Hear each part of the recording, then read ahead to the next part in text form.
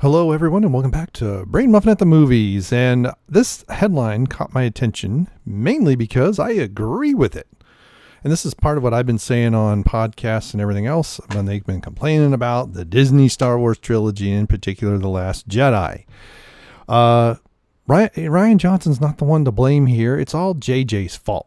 And that's what I like. Star Wars' biggest sequel trilogy problems are JJ Abrams' fault. And I agree. So let's find out what in the world ScreenRant's talking about. So JJ Abrams is responsible for the biggest problems, okay, which repeats the title. When he signed on to helm the film that would become The Rise of Skywalker, Abrams became the first person other than George Lucas to direct multiple Star Wars movies. His first outing in the galaxy, far, far away, was 2015's The Force Awakens, which was a replay of A New Hope. Some say for the critique is too similar. Okay. Molding the trajectory of the sequel. Okay, while The Force Awakens was well received, it was better than the prequels. That's what people wanted to believe.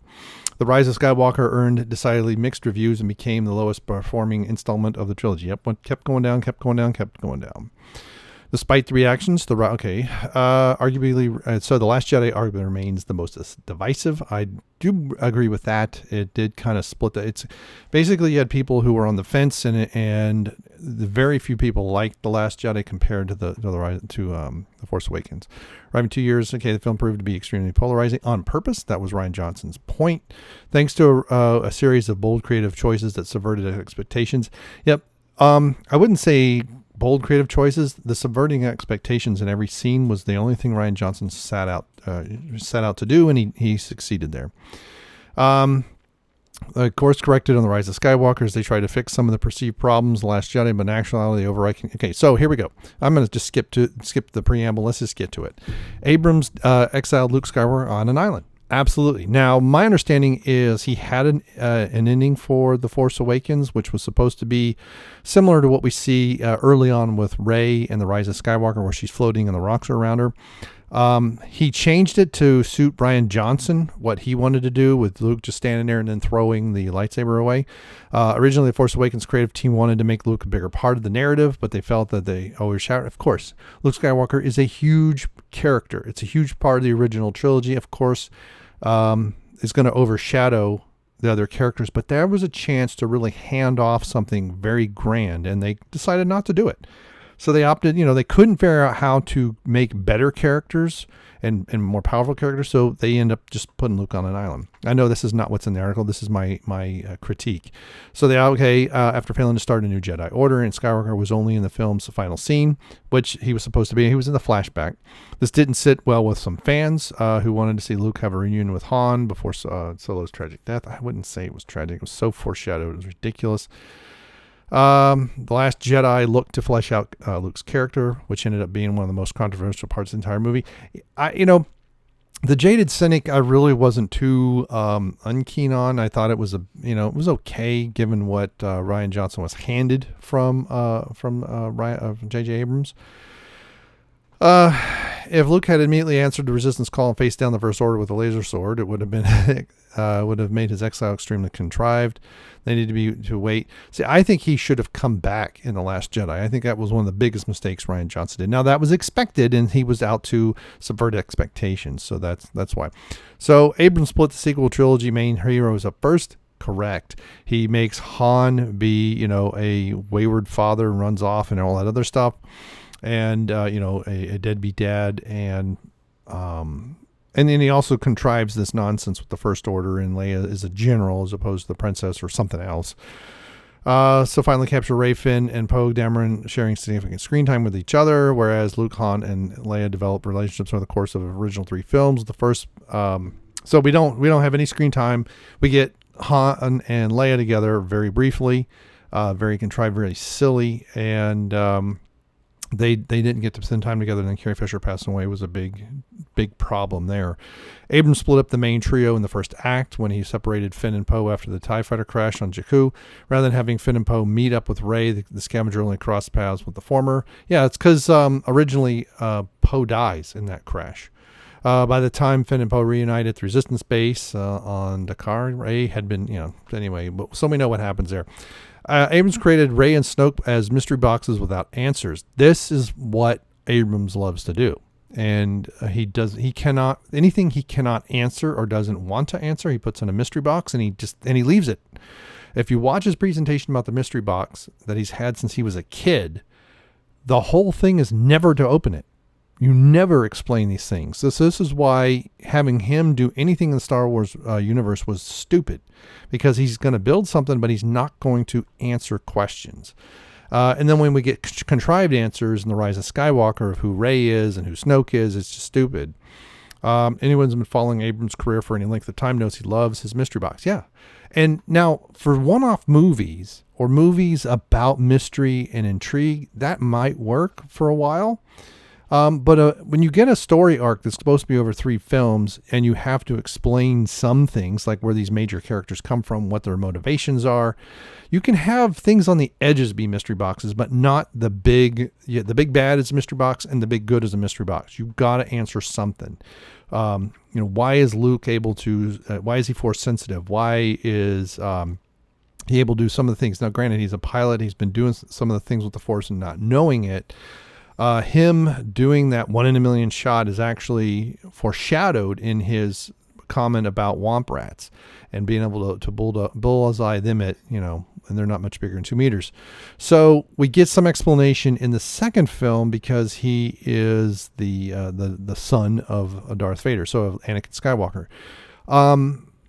So that gets some explanation in the Force is strong in the Skywalker family and all that. Here we get nothing. Here we get just really cop-outs more than anything. The only problem was that the film did little to nothing to provide any clear resolution, leaving it up to Johnson to figure things out. Again, without a plan. And it needs to be a one-person vision. Yeah, the original Star Wars movie was to be a one-off of sorts. This is kind of why it feels like a complete arc, a complete story, I will say, unlike Empire, which really leads into and has a very big cliffhanger into Return of the Jedi. We don't have much of a cliffhanger other than Darth Vader is still alive and he's lost in space, as it were. In retrospect, it feels like Abrams toyed with the idea of making Rey a Palpatine on The Force Awakens, but stuck close to the mystery box mantra and didn't do anything concretely to set that up. So this has actually been, there's a lot of videos that talked about this very early on in The Force Awakens about Rey, in particular when the novelization comes out. They analyzed her fighting style with the lightsaber. She's very similar to Palpatine in the prequels, not identical. I think if they would have gone that route earlier on and had that a little stronger, hence you don't have to necessarily answer it, but you'd have people thinking, is she really a Palpatine, as opposed to trying to pull these things apart and pull answers out of thin air, a whole cloth. In the I believe in the novelization, she hears a voice say kill him when she's got Kylo Ren on the ground and she doesn't listen to it. But the way it's like when she gets angry and downloads rolls her eyes and downloads the Force, she does fight like Palpatine. So that would have been an interesting visage, maybe having her be the lineage of, so we have Palpatine creating Anakin and maybe Palpatine creating something else, a different clone, something else, maybe through a different line. That would have been an interesting piece to go through. Without a real course to follow, Johnson decided to make Rey's parents nameless nobodies, which was different from what Abrams had in mind. And it looks like that's a link to a different article. We'll see what that pops up. What ended up happening was The Last Jedi and The Rise of Skywalker were seemingly at odds with each other. Yes, absolutely. And part of it, too, is how does Kylo Ren know that? He's the one that tells her that. She doesn't really discover that they were nameless nobodies. She kind of hints at that, and he confirms it. So how does he know? So part of that, too, is he lying? Now, this is very similar to the response that people had back in 1980 when Vader gave his line, Obi-Wan never told you what happened to your father. No, I am your father. So that, is he lying? Is it real? That was part of the questions that we were asking for 3 years until Return of the Jedi. As for Snoke, what little of his history was learned in the trilogy comes up as a throwaway offline in the dialogue of the third film after the first two start. See, now this is where allowing Rian Johnson to kill off Snoke was a huge mistake in my book. I think he should have been a different bad. He should not have been a clone or whatever, something with the Emperor. Perhaps you follow this line a little bit where he's created Rey.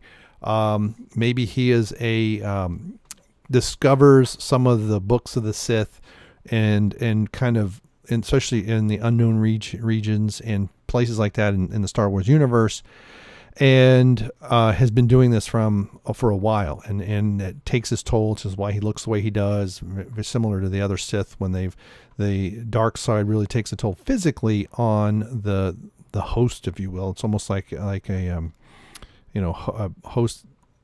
What's the word I'm looking for? But they didn't do that. And so, yeah, it would have been a bit of a more parallel with the originals and with the prequels, but that's fine. You can still parallel, because those ideas can come back up, and especially if it's a different take and different embodiment, right? He's come across these sacred Sith texts, if you will, and learned this through himself. And perhaps part of why he looks the way he does, and here's Snoke, is it took a lot of energy, took many mistakes. Perhaps he had other prodigies that fought him and didn't work as well, but they didn't do that. But who knows? Abrams decided to bring Palpatine back, but couldn't explain how. When the Rise of Skywalker teaser trailer surprisingly revealed Emperor Palpatine was back in the fold, Lucasfilm president was quick to state the villain's return was part of the trilogy's plan. Maybe the specifics behind the Emperor's resurrection were undermined. They just knew Palpatine was the end game. Undetermined. See, it really helps when you read the word that's there. Considering that's been revealed about the original Star Wars. This is why this is Channel Dad Reads, because Channel Dad makes mistakes. Colin Trevor's duel of the fates, it seems difficult to believe. Trevorrow's script did not include a role for Palpatine, who was just mentioned by name, and instead made Kylo Ren the primary villain, which he should have been. Considering Trevorrow was hired for Star Wars 9 in 2015, odds are he would have been privy to any impending Palpatine return and work that into a screenplay. Right. Basically, them letting do Rian Johnson whatever he wanted was a big mistake. By all accounts, Palpatine's comeback was Abrams' idea, but unfortunately, the director didn't have much of an explanation of how. Of course not. It's another mystery box. His whole thing was, I think if he would have made all three films, we would have gotten a near carbon copy, just like we did with The Force Awakens, of the first three. And, reinventing them for a newer age or whatever nonsense he said about how to invigorate the brand. And so it started off well, I guess you could say. I mean, I didn't like the first movie at all when I saw it. And, that was the big problem. They made Rey overpowered. If Rey and Kylo, that encounter is in the last movie, or maybe in the second, kind of like Empire Strikes Back, I think it would have made more sense. And she should have been a prodigy of Luke. With Kylo Ren, being a little bit older, he was a student of Luke, falls to the dark side, goes on his own, perhaps encounters Snoke in this way, and then Luke could be finding Rey, very, very similar to what happens with Obi-Wan, but you don't have to get rid of Luke in the second movie. In fact, I think, and I'll say this, the Knights of Ren, Abrams underused the Knights of Ren twice. I think if these would have been, get rid of the rule of two nonsense. If these would have been students of Kylo Ren and all had their own sabers, maybe less stable than the one he has, which has to have the exhaust ports, things and all that other stuff to give it the cross look. If you had Kylo Ren and the Knights of Ren fighting Luke Skywalker and Rey in the end, that would have been an interesting encounter. You don't necessarily have to, redeem Kylo. You can still let him die a bad guy. But you can also use this as a beginning, especially if you wanted to do 6 films.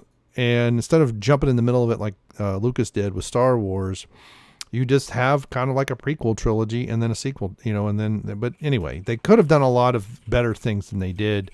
The Knights of Ren were useless, and we see them in that the Force vision in the first movie some of them looks like they're getting killed by Kylo, which that never happens. That almost, nothing in that comes back. It doesn't come up again. We don't use it anymore because some of that foreshadowing was, why is she having this, reaction? Could she have been, let's say, a daughter of or a granddaughter of Vader, unbeknownst? There was a lot, or Ben Kenobi even. And so You have Anakin's lightsaber is around when a lot of force is being used in the battles and the fighting between Obi-Wan and Anakin. It could have picked something up, and if she was, say, a granddaughter of Obi-Wan or related in some fashion, it would help explain that Force vision. But of course, they didn't go there. The Force Awakens reveals Kylo as master of the Knights of Ren, a group of villains who join the ever-growing ranks of underdeveloped Star Wars antagonists. Part of the problem, too, is they had way too many characters that they wanted a lot of screen time. Yes, there were a bunch of characters in the original movies, but if you look at it, there's only a handful, about 6 or 7 in the original movie that get quite a bit of screen time.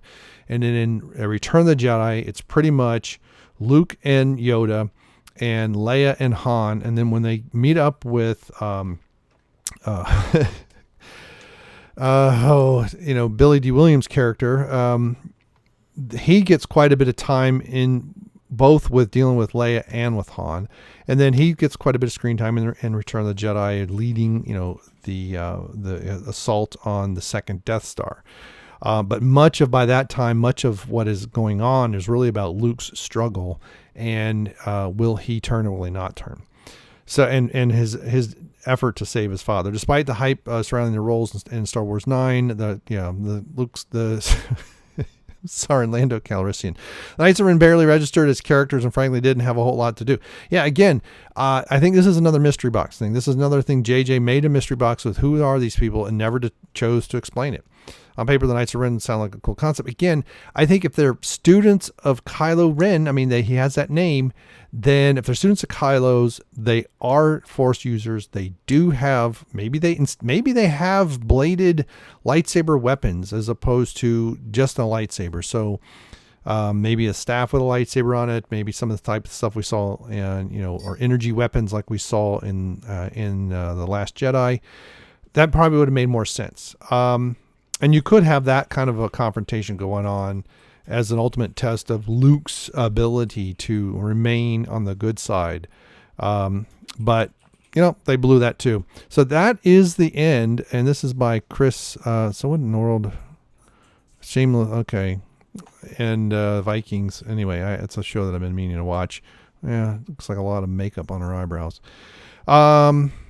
So Chris, I agree. I agree with at least the topics. I don't necessarily agree all the time with his explanations, but yeah, this is the nonsense that JJ put in there. He put it all in the mystery box. And since he had no plan, there was no where to go with it. And the second mistake they made was letting Rian Johnson do whatever he wanted. That didn't have to really continue with some of the stuff that Abrams made up. And it sounds like Trevorrow really had some answers, but it really required Luke being alive. And Last Jedi just really ruined what sounds like could have been a pretty decent episode 9. Would have probably been the best one of the 3. But no big plan. And people, because the original trilogy had an arc. Once Star Wars caught on and Lucas knew he was doing Empire Strikes Back, he wrote the overall story arc. Yes, he didn't do those movies, but it's still one man's vision. He had sign off on where things went. But, Kathleen Kennedy had no vision for this. She just wanted to make money and prove to George and to Steven Spielberg that she could actually do something. And that was the motivating factor, not a good story arc. And I think if I'm not sold on what Lucas wanted to do with the sequel trilogy, but it sounds like Trevorrow had a good idea. Maybe he should have been the vision-oriented person for all 3 of these movies and still have JJ direct one, still have Ryan direct one, but within the confines of the larger vision. I think that would have made more sense. That would have helped a lot. And instead, we got 3 movies that don't really tie together. The first and third one kind of tie together. You can really watch the first one and the third one, and there's enough cliff notes of what happened in the second one that helps to continue the story that you don't even need the second one. So now you don't really have a trilogy anymore. You really have a part 1 and a part 2 that are 5-6 years apart. And the middle chapter is, you can call it Legends or, a Vision from Bad Pizza or something. I don't know. But anyway, so what do you think of ScreenRant's list here? I actually like it. I agree with it. I think this really... JJ screwed it up from the start and tried to hand it off to let someone actually correct it. And the one person who really was going to correct it Colin got fired because of creative differences with him and Ryan, and then Kathleen just said goodbye. I mean, she's fired more directors than she's allowed to continue. And I think that's a major, major problem with the current Star Wars. I'm glad she really doesn't have much to do with The Mandalorian. That seems to, that may rescue Disney Star Wars as a brand to where in a few years they can come out with a movie and recover from the absolute, the merchandising is horrible. Merchandise sales are absolutely in the toilet. And they really, really need to get this correct and see what they do. All right, thanks for stopping by. Thanks so much for getting to the end of the video. And thanks for clicking like, and please subscribe. Goodbye. Is this going to work? Yeah. ScreenRank, of course it'll work. 3, 2, 1.